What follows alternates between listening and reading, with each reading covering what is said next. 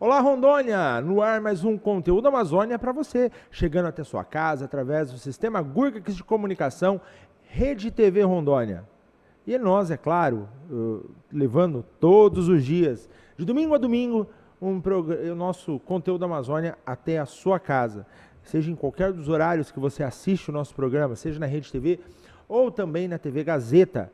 E também para quem está em qualquer canto do mundo através do SGC Online. É uma audiência também interessante que nossos rondonienses que viajam, estão em qualquer canto do planeta, assistem, mantêm-se antenados no que acontece aqui no nosso estado de Rondônia. No programa de hoje nós vamos falar sobre os direitos sociais, vamos falar sobre sociedades, movimentos sociais, com ele, Ramon. Seja bem-vindo. Obrigado, Pianta. Obrigado pelo convite. Boa noite para os ouvintes também. Que boa noite, bom dia, boa tarde, porque temos, graças a Deus, uma enormidade de horários. Claro, o nosso programa é em primeiro horário à noite pela Rede TV e depois nas manhãs também pela Rede TV e também pela TV Gazeta. Então, graças a Deus, o apoio sempre do Sistema Gurgix de Comunicação também apoiando esse programa sempre no ar. Beleza. E o assunto de hoje são os movimentos sociais, né? Vamos falar aí do Congresso do Povo, temos muitos assuntos, mas tudo isso, Ramon, nós vamos falar já, depois da nossa vinheta. Vamos lá.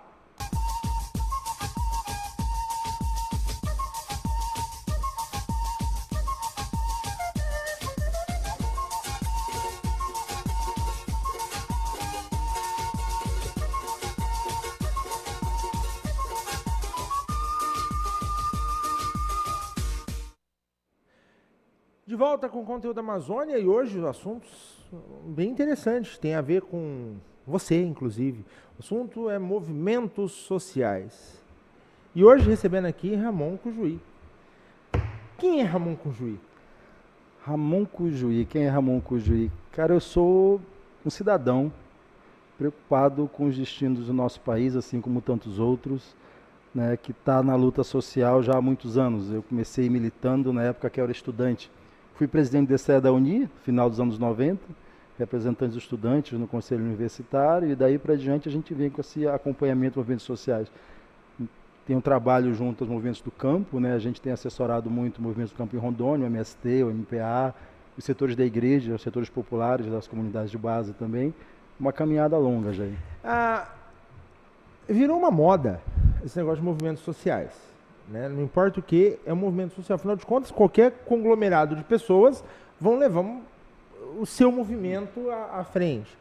Mas nesses últimos 12 anos, principalmente do governo PT, nós tivemos isso muito mais exaltado. Né? Antes um pouco do governo PT, do governo Lula, nós tínhamos quem fazia muito esse trabalho eram as comunidades eclesiais de base, vinculadas à Igreja Católica, a SEBS, que estavam em movimentos até mesmo apartidários. Quando o início do governo Lula, isso começou a se fazer parte até mesmo do governo, não que virou um braço do governo, mas que ganhou mais voz dentro de um governo, dentro dos governos. Como que está isso hoje, pós-impeachment, pós esse momento do PT dentro do governo nacional? Olha só, a primeira coisa é que os movimentos sociais eles se diferenciam, né?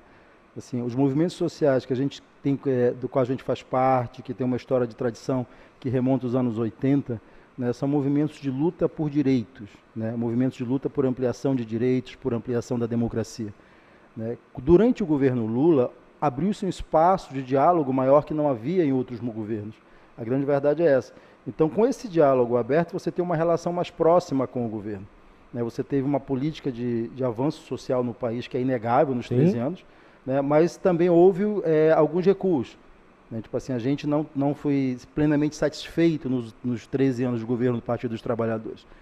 Nesse momento que a gente vive, um momento de ruptura institucional. Né? Você fala em impeachment, a gente diz que é golpe. E a gente diz que é golpe porque justamente a regra do jogo democrático no país não foi respeitada.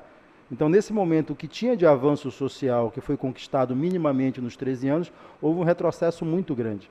E quando a gente fala de golpe, a gente fala justamente de golpe não contra um partido político ou contra um governo, mas exatamente um golpe contra a população e, fundamentalmente, um golpe contra o pacto social e o pacto político que foi firmado na Constituição de 1988. Você pode ver que o governo que assume, ele passa a agredir diretamente primeiro os direitos sociais, né? Ele agride aos direitos trabalhistas, né? Você tem a implementação aí da terceirização sem controle. Depois você tem uma reforma da CLT que atinge 111 artigos, onde ela é pró-capital e basicamente ela empareda os trabalhadores. Você teve uma tentativa ainda frustrada de reforma da Previdência, que praticamente impede os trabalhadores de se aposentar. Nós dizemos ainda porque o próprio governo anuncia que, passada a eleição, ele vai tentar implementar a reforma da Previdência. Só não foi igual na Rússia, né? Só não foi igual. Que a Rússia, literalmente, não esperou nem os 45 do segundo tempo. Na primeira fase da Copa, já botaram em votação, literalmente foi o pão e circo para a população, né? Deixou a população no pão e circo e aprovou a mudança da reforma trabalhista deles. E esse é um dos pontos, assim, a gente fala da Rússia, né, você pode falar de outros lugares onde se fez isso, na França se fez isso também, atropelando uma série de procedimentos. Qual é o grande problema nosso hoje? Há um esgotamento daquilo que a gente chama de democracia representativa. Né? Tipo assim, os parlamentos, eles praticamente legislam contra os interesses do povo nesse momento. E isso não é um fenômeno brasileiro. Isso é um fenômeno da democracia no Ocidente. A quem servem os parlamentos? Quando os jovens pararam, por exemplo, os movimentos na Espanha, eles diziam, para que votar, para que escolher presidente, para que escolher deputado, se afinal de contas quem manda são os banqueiros. Você tem uma pauta do sistema econômico, né, uma agenda do sistema econômico que se impõe sobre toda a sociedade. Há uma captura da democracia pelo sistema econômico. Então esse momento é um momento muito de exaurimento desse modelo representativo. E aí os movimentos sociais buscam retomar aquilo que é fundamental numa democracia, que é a soberania popular. A nossa Constituição estabelece, lá no parágrafo 1º, que todo o poder emana do povo. Só que esse povo, que é detentor, que é titular desse poder que constrói a nação, ele se sente a cada momento atacado por esse mesmo poder que ele constitui via representação. Há como uma negação, né, desse poder do povo. E a gente que está na luta do movimento social, a luta é exatamente essa. Sim, quando a gente fala sobre isso, a Constituição de 88, se nós buscarmos, fizermos uma contagem de palavras, a palavra direito, ela vem quase o dobro do que deveres. Porque todos os deveres estão para a União e todos os direitos estão para a população. Recentemente começou uma nova discussão sobre a necessidade de uma nova reforma constitucional, porque os direitos não estavam claros. Você não acha que nós não precisamos de mais legislações, nós precisamos de implementações? Cara, essa coisa de que os direitos não cabem no orçamento, na verdade a discussão é essa, há mais direitos do que deveres, e isso é uma grande falácia. Né? Porque quando nós pactuamos a Constituição de 88, nós pactuamos um projeto de país que nós queríamos. E lá dissemos que respeitávamos os valores sociais do trabalho e da livre iniciativa. Nós dissemos que essa organização que nós pactuávamos para viver juntos queria erradicar miséria e desigualdades. Tudo isso tem um custo. Né? Na verdade, quando se diz assim, não tem muitos direitos e poucos deveres, na verdade tem muitos direitos para a maioria tem muitos deveres para a maioria da população e direitos formalmente estabelecidos não implementados. Porque, por exemplo, está lá colocado o direito universal à saúde. Nós não temos direito universal à saúde efetivamente implementado. As pessoas sofrem com atendimento público. Ora, e nesse momento, só para eu dar uma complementada aqui, quem é que financia isso? Não cabe. Diz assim, não cabe no orçamento financiar a saúde, tanto que o governo aprovou aí a PEC do fim do mundo, que congela os gastos públicos por 20 anos. O problema é que ele não congela gasto com dívida pública. Né? Então, assim, para alguns direitos, né, muitos direitos, para a grande maioria, poucos direitos, só declarações formais. Então, a gente falar hoje que há direitos demais declarados na Constituição e poucos deveres é uma falácia também. Há muitos direitos declarados e poucos direitos efetivados. Né? O Estado brasileiro, ele não é um bom prestador de serviço para a sua população. Sim. E favorece grupos específicos. Mas aí você não acha que a culpa dessa falha desse processo está na gestão e não na legislação? Chegamos ao ponto. A gestão do Estado brasileiro, ela é feita por pessoas que são eleitas pelo povo para fazer essa gestão. E como eu disse no começo, esse momento, não só no Brasil, mas no mundo inteiro, aqueles que são eleitos, quando eleitos, adotam uma agenda que não é uma agenda do povo, é uma agenda do mercado, é uma agenda das empresas, é uma agenda do mercado financeiro. Um exemplo claro é a reforma da Previdência. Há um discurso do governo e há um discurso dos entes econômicos de que a Previdência brasileira ela é deficitária, e ela de fato não é. Se a gente fizesse uma análise da Lava Jato hoje, ela mostra isso, porque os interesses das grandes empresas, elas sobressaltaram, elas andaram junto com o governo, né? Se a gente for ver, todo o recurso, por exemplo, do PAC andou junto com as empresas. E eles, em dado momento, eles se juntam. Você não sabe aonde entra dinheiro público, político e montado as empresas. Poderia fazer essa analogia? Olha só, no que diz respeito à Lava Jato, essa estrutura, ela reflete toda a apropriação do Estado por parte de setores privados. Mas, assim, isso você está falando do setor da economia real, que eram as construtoras, né, que eram os frigoríficos, um exemplo. Mas hoje, quem captura a maior parte da riqueza nacional produzida é o setor financeiro.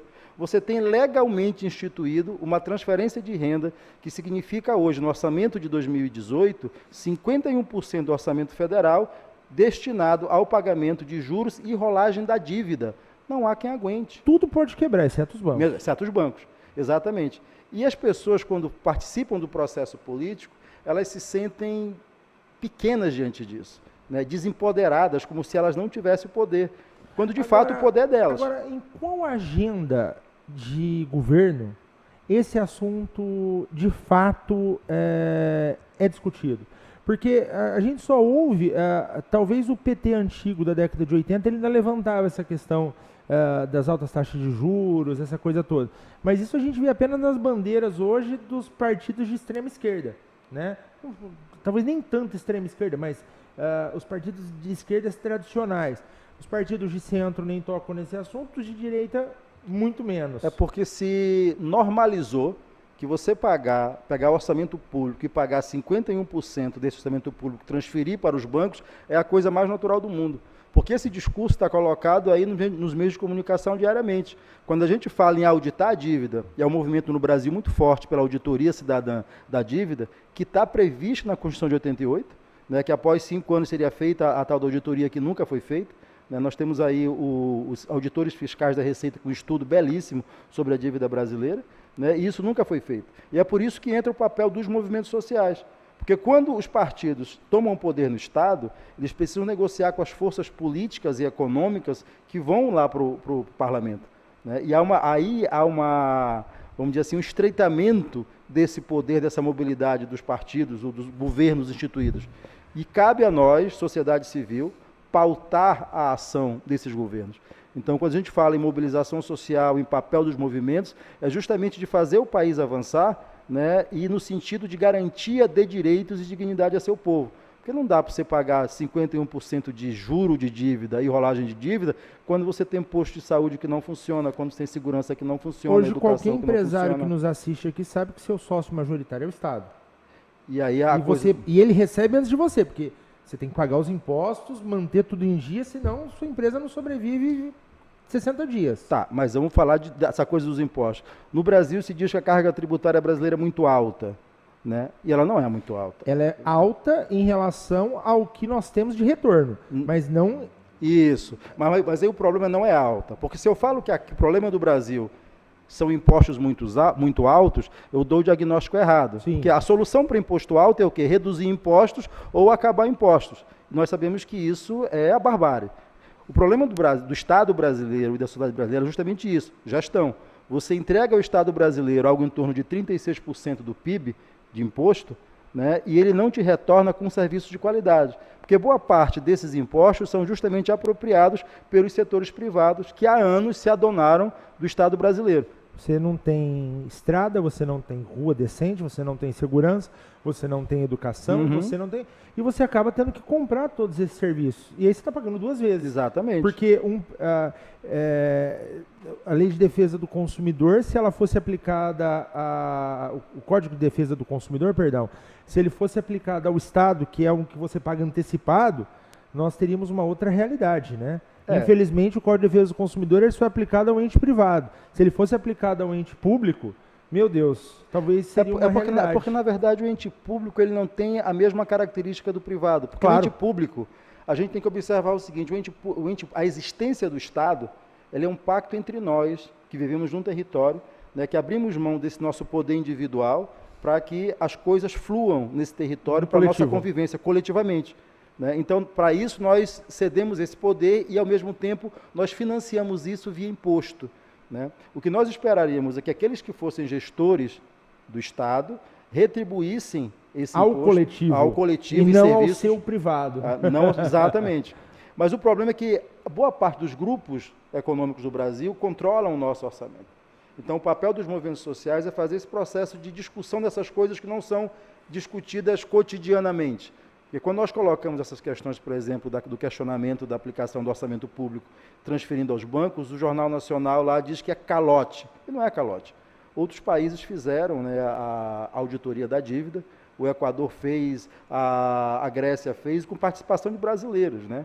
A auditora Maria Lúcia Fatorelli, que comanda aí um movimento chamado Auditoria da Dívida Cidadã, e tem trabalhos enormes, a internet tem, ela é muito clara, é muito técnica a análise da dívida pública brasileira.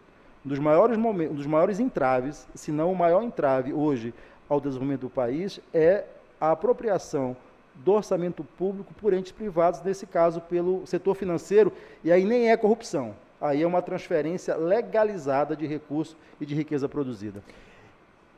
Vamos falar da agenda política 2018 frente a esses temas, mas para isso vamos rodar um intervalo comercial e na volta a gente vem trazendo esse tema. O intervalo comercial é rapidinho, é num A, outro cá.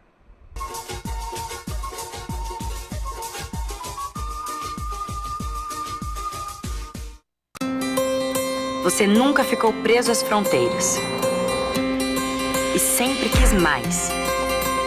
A sabedoria sempre foi importante para você e o conhecimento nunca esteve tão próximo. Com São Lucas, sua formação te deixa muito mais perto das suas conquistas, mas é você que está no controle. Qualidade do ensino São Lucas, disponível em todo o Brasil. Inscreva-se no vestibular São Lucas. A marca do conhecimento, agora sem limites.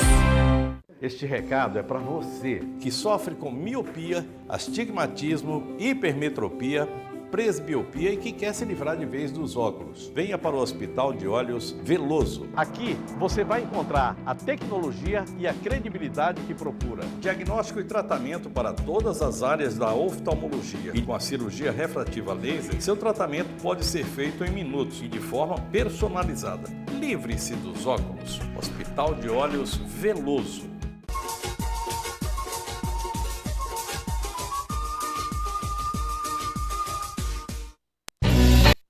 Movimentos sociais, esse é o nosso assunto do dia. No último bloco nós deixamos essa questão, né, um pouco no ar. O quanto que a gente vai, de fato, né, falamos de banco, falamos dessa questão desse empoderamento, e o quanto isso de fato está na agenda política.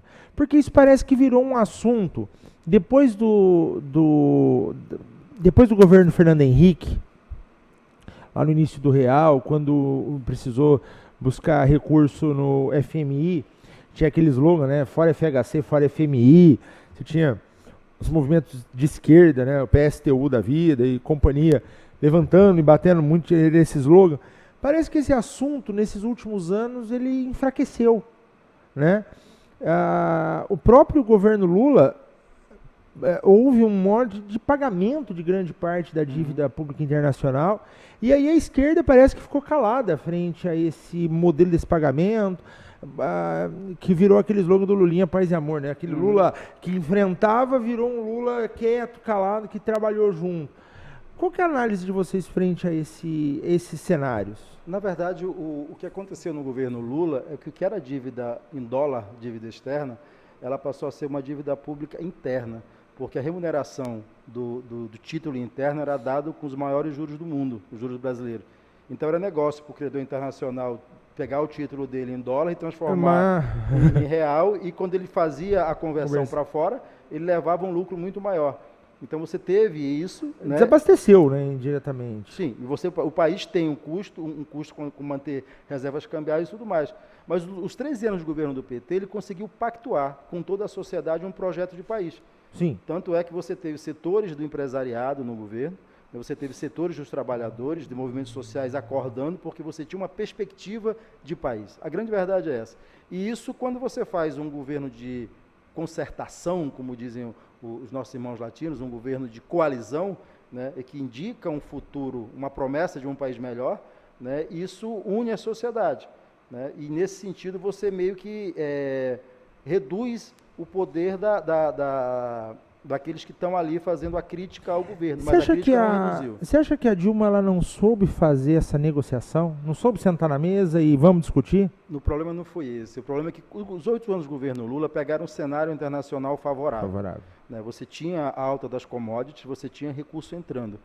A análise do governo é que até 2011, a crise, porque nós vivemos uma crise terrível a partir de 2008, é que a crise de 2008 ela se reverteria. Né? Só que em 2011 ela aprofundou a crise na periferia. Então a Dilma pega o segundo mandato dela com uma crise pesada. E a crise pesada ela tinha que optar, ou paga um ou paga outro. Né? Alguém tem que pagar a crise. E ela preferiu cobrar a crise do setor da elite brasileira. Quando ela desonera a conta de luz para todos, né, ela deixa claro que a opção dela é pela população. Né? E isso cria um problema na base social e política que sustentava o governo.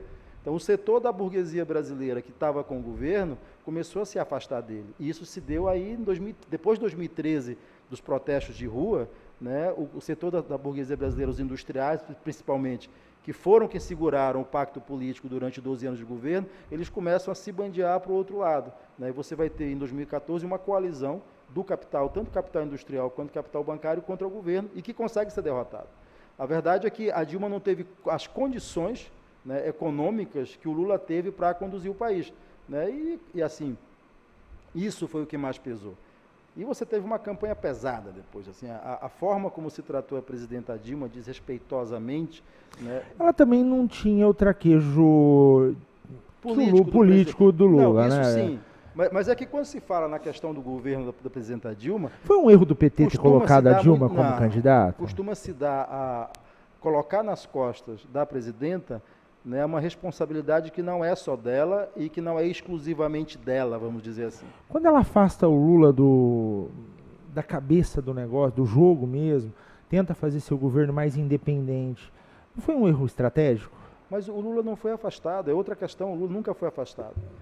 Havia, se eu não estou enganado, uma reunião que eles faziam sempre para acompanhar. Agora, assim, quem está com a caneta é ela, e não dá para você dizer, olha, eu vou estar o tempo todo perguntando. Essas condições, na verdade, que levaram ao fracasso, a impossibilidade de continuar com a coalizão que o presidente Lula levava à frente com o setor do capital industrial brasileiro, foi justamente as condições internacionais e as opções feitas em favor dos mais pobres, que você arrochava o orçamento de um lado ou de outro. Você, como um estudioso, é claro que não dá para a gente ser mãe de Ná aqui nesse momento, mas se na reeleição da Dilma, se a Dilma recua e volta Lula, o cenário hoje poderia ser completamente diferente, né? A gente em história costuma dizer que o si não existe. Um amigo meu que é historiador, ele fala que se eu tivesse 2 rodas, eu era uma bicicleta, então não tem como. Né? Então, assim, a presidente Dilma tinha muitas qualidades, né? O presidente Lula também, qualidades diferentes. Né? Então, assim, o que aconteceria se fosse o Lula no segundo mandato, a Dilma, a gente não pode dizer. O fato é que o primeiro mandato da presidenta Dilma foi um excelente mandato. Nós acabamos 2014 com uma taxa de desemprego no país de 4%, que para qualquer economia capitalista é pleno emprego. Né? As condições efetivas começaram a desmoronar em 2015, com o processo de boicote que a Câmara dos Deputados fez, com o Eduardo Cunha à frente, impossibilitando a aprovação de qualquer projeto que pudesse sanear os problemas oriundos das questões internacionais, e bloqueou o governo.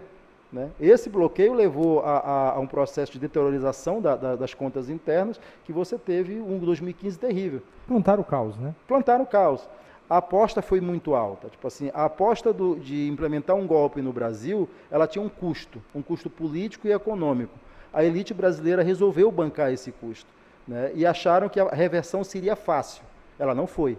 Acharam que colocar o Temer permitiria uma retomada do crescimento rápido, e não foi. Até porque o país perdeu credibilidade internacional, né? O Temer é um nada no mundo. Ele vai para encontros internacionais e fica na cadeira do canto e ninguém chega perto dele, como se ele tivesse alguma doença contagiosa. Na verdade, o golpe dado no Brasil fez muito mal às instituições brasileiras internamente e fez muito mal à imagem do Brasil lá fora. Os movimentos sociais hoje, né? É claro que a gente está vivendo uma grande salada, como dizia no dito popular, o samba do crioulo doido, né? Porque a gente está naquela... sem saber que rumo tomar. Se nós tivéssemos há 4 anos atrás, numa época como nós estamos agora, você tinha já o cenário um pouco definido. Você já tinha Dilma acenando como candidata, Aécio como candidato, Ciro, já todo mundo se lançando. Você tinha esses nomes já no cenário nacional. Nos cenários locais também. Hoje, nosso próximo presidente pode talvez ainda nem ter sido lançado candidato. O nosso candidato, o nosso próximo governador pode ainda nem ter sido lançado candidato ainda. Você acha que a gente vive uma caixinha de incerteza agora para essa próxima pleito eleitoral? Vive. Você não rompe com o rito democrático sem uma consequência. Na verdade, o único nome para presidente que tem hoje consolidado é o presidente Lula, que está preso em Curitiba. A grande verdade é essa. Assim, todas as pesquisas de opinião de todos os institutos têm colocado isso. Né, há uma afirmação do povo brasileiro sobre a candidatura dele. E isso é uma incerteza, que é uma incerteza gerada pelas instituições pós-golpe.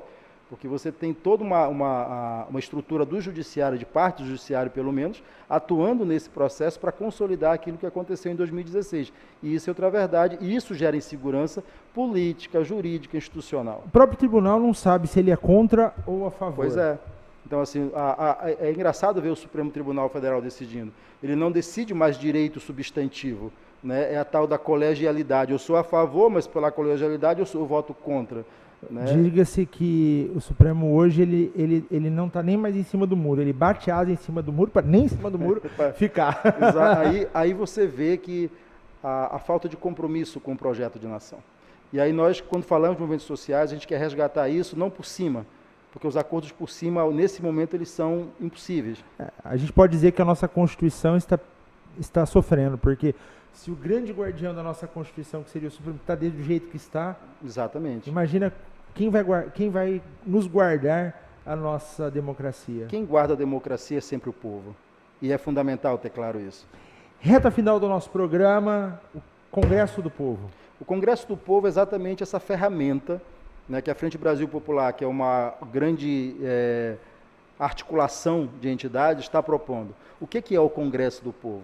A gente está indo para todos os municípios do país e chama as pessoas para conversar sobre 3 coisas. 1, quais são os problemas da sua cidade? 2, quais são as causas desse problema? 3, quais são as soluções que você pensa que são aquelas adequadas para resolver esses problemas? Porque os problemas do país, eles precisam ser pensados, né? As causas desse problema precisam ser pensadas e as soluções para esses problemas precisam ser dadas pelo próprio povo, né? Porque os nossos representantes eleitos não estão pensando nas causas, nos problemas e nem estão dando as soluções adequadas a eles. Então, a proposta do Congresso do Povo é discutir com o povo, e a gente tem feito isso em várias cidades. Candeias do Jamari foi dia 27 de junho, né? A gente já teve em Jaru, em Alto Alegre, não, em Alto Paraíso, né? Reuniões muito boas com as pessoas, onde a gente discutiu os problemas locais e a partir da realidade local a gente consegue entender o funcionamento da realidade nacional, né? E isso é importante e é muito interessante porque são as pessoas ali reunidas que fazem essa análise, não tem nenhum sabichão, nenhum guru que traz essa análise, são ali. É ali, né, as pessoas juntas discutindo os problemas locais, suas causas e propondo soluções para esses problemas. Ou seja, é um germinar de um processo de construção de cidadania ativa a partir da base. Maravilha. Meu querido, uma satisfação muito grande. Obrigado. O tempo acabou.